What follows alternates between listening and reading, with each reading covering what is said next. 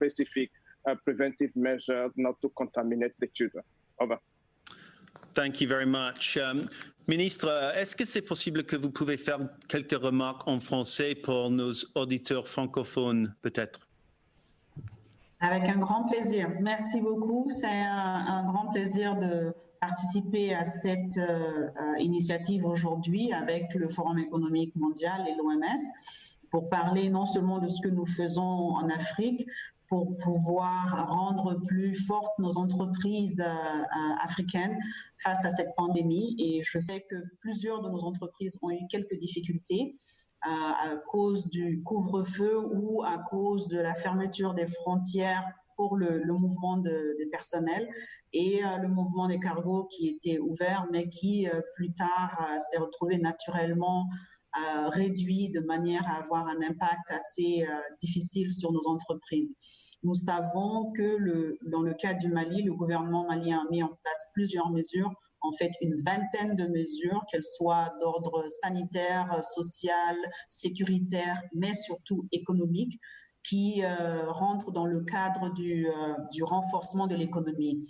Tout ce qui est du fonds de garantie du secteur privé, pour assurer que les entreprises ont un financement facile qui leur permet de rester en opération, mais aussi l'épurement de la dette intérieure qui était de l'ordre de 100 milliards de francs CFA, qui permet d'injecter des ressources dans l'économie de manière à ce que ces entreprises puissent continuer.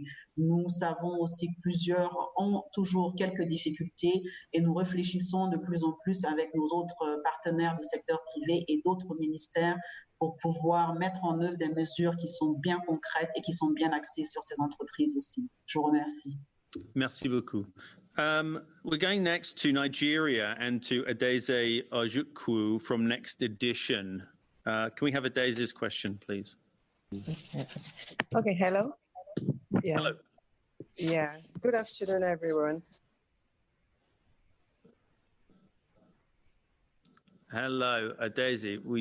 We've just lost you as we thought we had a line into you. So I'm going to turn instead, if I can, to Andre Van Wyk at allafrica.com based in South Africa. Maybe we can go back to Adeze in a minute. Andre Van Wyk, have we got you on the line? Just checking for Andre Van Wyk. No, not in vision. So we have a question from Kwame Boakye at Pulse Ghana. I think this is aimed at Dr. Moeti, asking, what's your take on Ghana easing the restrictions with churches and some students going back to school from June the 15th? Dr. Moeti, what's the WHO's view on the loosening up of some of these lockdown restrictions in Ghana? Yes, thanks for that question. I'm aware that the government of Ghana has given a lot of analysis and thought to the process of easing up of these, if you like, social distancing measures, and has also very much based their decisions on data in terms of what's happening in each of the localities where this is being done. So my belief is that what they're undertaking, a very progressive, thoughtful process. I am quite confident that when they are announcing that some activities can resume, it is with making it very clear what are some of the precautions that need to be taken as these measures are being released, including the numbers of people that can gather in religious ceremonies, the type of social distancing that has to take place, the hygiene measures that have to be put in place. And this would be also the case as far as resumption of school and classes is concerned. Clearly, there would need to be measures put in place so that you may not have students gathering in the level of, if you like, intensity in the numbers that would normally be sitting together in a classroom. That might imply then that there are sessions and sequential teaching of smaller numbers of children, which would have implications for the work that teachers have to do if they're going to be doing different sessions, teaching the same class. But I am very much aware that the Ghanaian government, because they were in communication with WHO as well on some of the guidance for these measures, is using data and a progressive process on easing up on the lockdown measures. Thank you. Wondering if we can get our line into Adeze back. Just checking on that. Adeze, can we hear from you? If you've been on, yeah, okay. Perfect. Okay, thank you very much. Yeah, my question is to Dr. Moeti. You can notice that before the coronavirus pandemic, the African health system, it has been described as very appalling. And Nigeria, for one, is a party to so many protocols on health and all that. And how can WHO help Africa and indeed Nigeria to improve its healthcare system? Because if it is not done, there's another outbreak. We might not be able to handle it. And again, the SDGs, the targets may not be achievable soon if we're not able to handle the health system. Thanks for that. Thanks for that question. And we're just struggling a little bit with your line, I think, there, Daisy. Dr. Moeti, what can be done to help improve the capacity of healthcare systems across the continent in the aftermath of this pandemic? Yes, thank you. This is a very important question. We've been working over a number of years with governments in the region, as well as the work that we do as WHO at the global level on strengthening health systems with a view to progressing towards what we call universal health coverage, making sure that everywhere where people are, they have access to essential health services, both to prevent illness and to treat disease in an affordable way.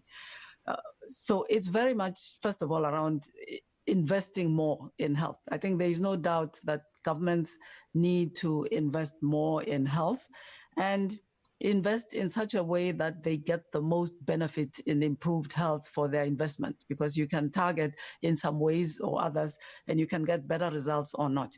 So we're working with them to very much focus on the most, if you like, the highest prevalent diseases, an integrated way of delivering services to people. We emphasize a lot working on primary healthcare so that there is a decentralization of, if you like, infrastructure, so people can have, even if it's a simple health center, but they can have somewhere where they go, where they will find a nurse, if necessary, a community health worker, with a good chance of being referred, if they have a complicated illness, to a higher level facility where they will find people who are competent, the medicines are there, and it's possible to have a service. So it's an overall package, but it very much emphasizes more investment, making sure that we have the key inputs of a health system. So health workers, for example.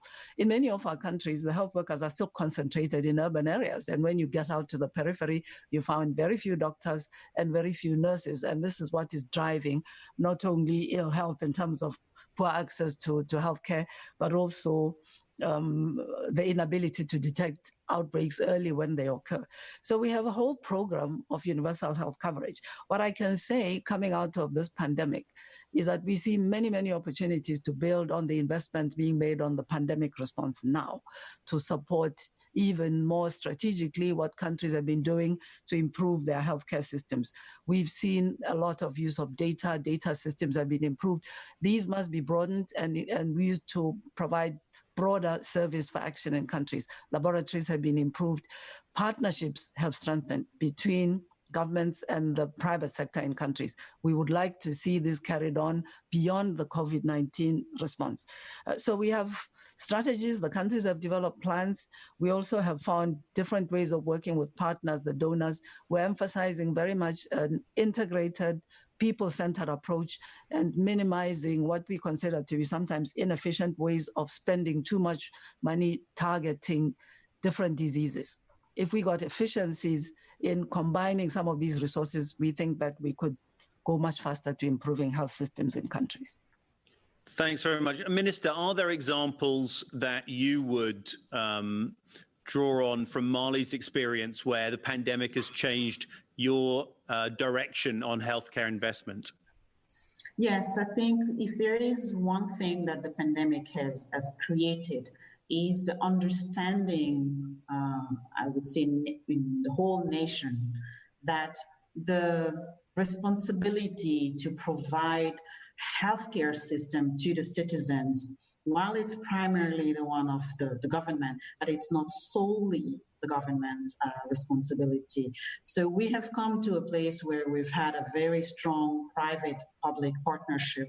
Our Chamber of Industry and Commerce has put in place a lot of places and measures for the small industries to provide and produce either gel disinfectant to be able to sanitize your hands or to produce the mask as well. But when it comes to the actual infrastructure for healthcare, I think what has really come across is that it's a dual responsibility for the private sector to establish the financing, as well as the equipment that are in place, and for the government to establish the norms and the criteria, as well as the architecture for it. But at this point in time, we have reached a level where we have a very strong private-public partnership when it comes to improving the healthcare system. We have a lot of donations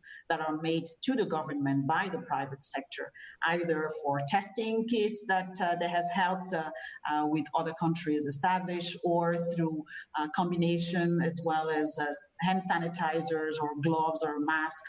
There is an outpouring of that from the private sector to the public healthcare systems. We also have private infrastructure, health infrastructure in Mali that have significantly cut down their costs to be able to support in the pandemic as well. So that dynamic that the pandemic has created, I believe, as Dr. Moeti has said, is one upon which we need to build upon to create the next generation of healthcare systems, to see it as a collective responsibility as we move on. Thank you. Thanks, Minister. We're drawing to the close of our briefing, but I want to see if we can just take a couple more questions. We have Shago Lepule of Independent Media South Africa on the line, and we also have Mariam Issa, I think. So if we can go to Shago and Mariam just to get their questions in. Shago. Hi, good afternoon, everyone. My name is Tseho. My question relates to the number of job losses that are expected as a result of the many social distancing restrictions that are put in place. What advice can be given to companies to, balance keeping jobs as well as staying afloat? Thank you. Thanks for that question. And can we also hear from Mariam as well? There are many people. No, we are struggling to get hold of Mariam. So if I can put that question perhaps first to the Minister on businesses from Seho.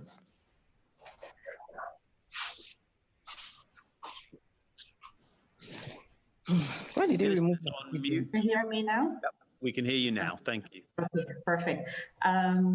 So yes, thank you very much for that question. It hits again to the heart of where the challenges are, jobs and incomes that are being lost as a result of the pandemic. What we have told our companies is that the pandemic is just another economic shock that they would have received. So if we're talking about, today we're talking about pandemic, it could have been a natural catastrophe tomorrow, it could have been anything else. Companies by their nature are established to review means to remain resilient and remain in business.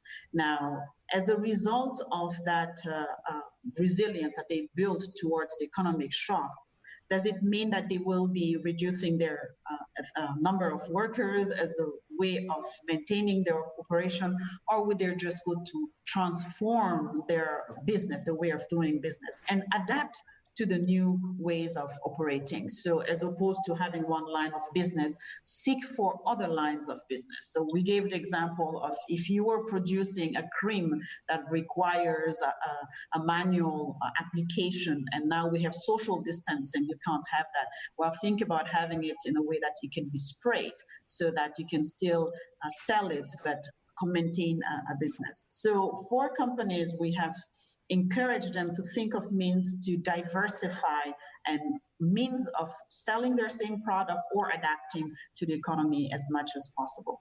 When it comes to moments when all of these aren't that easy or possible, and that could be a case, there are national laws that look after what are the means for supporting jobless and unemployment for a period of time. Can you put your employees on a half salary for 3 months until the pandemic passes? And for that, what support can you obtain from the local government or from other partners in the private sector environment that allows you to continue? Seek financing from the banks to be able to maintain your core resources, which are the individuals, to the extent possible, and see to what extent you could have limited benefits within a short period of time, knowing that it will be difficult for all, but giving at least some hope of rehiring after the end of the pandemic, or at a moment where the companies and individuals have learned to live and work with the pandemic. I think that's also a message we're sending out now. We want to put all the means possible to ensure that the pandemic does not grow, but because for a company, being in operation is an existential question, we want them to build the resilience to be able to operate within a pandemic area. So building that resilience also could mean diversifying, having other type of benefit that you give to your employee that are less costly for you, but allows you to remain in operation. It takes a very strong public-private partnership for that, particularly when it comes to limiting the benefit for employees, and making sure that they get half of their salaries or limited salaries for a short period of time while maintaining a contractual status that guarantees a rehiring subsequently. Thank you. Thanks, Minister. I think we have time for a very, very quick question from Mariam Issa, which will enable us also to go to Dr. Moeti for a final word. Mariam. Okay, thank you. I was wondering whether, given Africa's young age structure, whether there are expectations that the fatality rate here will be lower than it is elsewhere, or will that be offset by poverty and poor nutrition in many places? And I was wondering what your latest projections were for fatalities in sub-Saharan Africa and in South Africa. That's a great question for our final minute of the briefing. Dr. Moeti. Yes, thank you very much.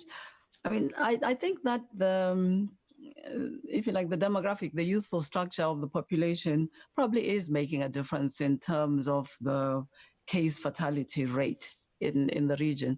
So, for example, we're seeing in, now I'm speaking about the region of Africa, in North Africa, in Algeria, a country with a relatively strong health system compared to most of our countries. They have a structure of the population which is more like Western countries with a much larger proportion of older people than sub-Saharan African countries. And we have seen that the case fatality rate there is relatively high compared to other parts of the region. So we think compared to the healthcare system's capacities, this must be a factor. And so we are seeing indeed taking into account the gaps in our healthcare systems, the level of deaths in African countries is lower, and we're seeing a proportionately higher number of deaths among older people who are infected in our countries than among the younger people. The bulk of people who are infected is young. So this is making a difference. Of course, we need to continue as the numbers increase to monitor very closely what happens to people who have HIV infection, which predominantly affects younger people who are not on treatment, and be on the lookout for perhaps higher rates of death there than we would see elsewhere. We've made some projections in terms of what we were expecting to see if there had been no effective interventions around prevention and even these social distancing measures in terms of cases and deaths. And we've seen that what has happened, in fact, is quite different from what we were projecting in Africa. I don't have the exact numbers to project how many deaths we are projecting now, because we know that there is quite intense action in countries not only to reduce the number of cases, but also to minimize those who progress to serious illness and deaths. We are learning more and more about this disease, and understanding it's very important to intervene early and also to address some of the manifestations which we did not understand at the beginning, like microclotting, for example, to prevent people becoming complicated cases and dying. I think this is what I can say about the situation as far as mortality and structure of the population is concerned.